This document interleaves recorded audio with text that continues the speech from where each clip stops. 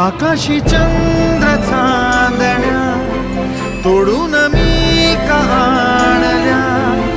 मनाचा पाळणा करू बांधून घे जरा झुला, डोळ्यात तूच साजणी सुखाचा स्पर्श तू नामा, तुझ्या विना उरेन अर्थ जीवना, उजळे तुझ्या हसूने कणकण,